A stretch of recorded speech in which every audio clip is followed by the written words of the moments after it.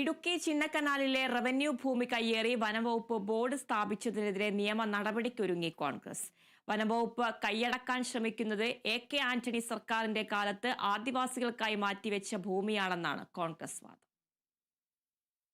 ചിന്നക്കനാലിൽ വനംവകുപ്പിന് ഭൂമിയില്ലെന്നിരിക്കെ revenue ഭൂമി വ്യാപകമായി കയ്യേറി സംരക്ഷിത വനമാക്കി മാറ്റാനുള്ള നീക്കത്തിനെതിരെ ശക്തമായ പ്രതിഷേധ പരിപാടികൾക്കൊപ്പം നിയമ നടപടികൾക്കും തയ്യാറെടുക്കുകയാണ് കോൺഗ്രസ് നേതൃത്വം.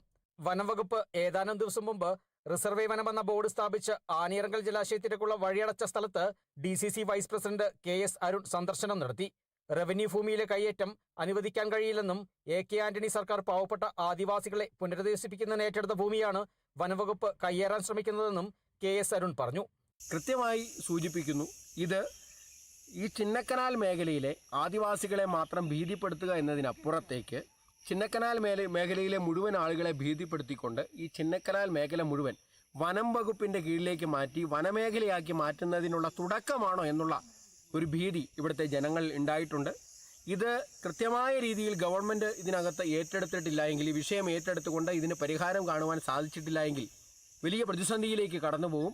ആദിവാസികൾക്ക് വേണ്ടി മാറ്റിയിട്ടിരിക്കുന്ന ഭൂമി മാത്രമല്ല, ചിന്നക്കനാലിലെ ജനങ്ങളെയാകെ കുടിയൊഴിപ്പിച്ച് മേഖല വനമാക്കി മാറ്റുന്നതിനുള്ള നീക്കമാണ് വനംവകുപ്പ് നടത്തുന്നതെന്നും KS അരുൺ ആരോപിച്ചു.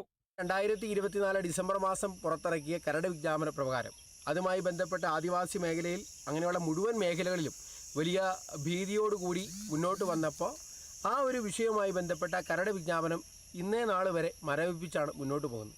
അപ്പോൾ അതെല്ലാം നിലനിൽക്കെ എന്തിൻ്റെ അടിസ്ഥാനത്തിലാണ് റവന്യൂ ഭൂമി എന്ന് പറയപ്പെടുവാൻ സാധിക്കുന്ന ഭൂമിയിൽ വനം വകുപ്പ് ഇവിടെ ബോർഡ് വെച്ചിരിക്കുന്നത് എന്ന് തിരിച്ചറിയാൻ സാധിച്ചില്ല. വിഷയത്തിൽ പ്രാദേശികമായി പ്രതിഷേധങ്ങൾ ഉയർത്തിക്കൊണ്ടുവരുന്നതിനൊപ്പം നിയമ നടപടികളുമായി മുൻപോട്ടു പോകുമെന്നും അരുൺ വ്യക്തമാക്കി. Kerala vision news, Idukki.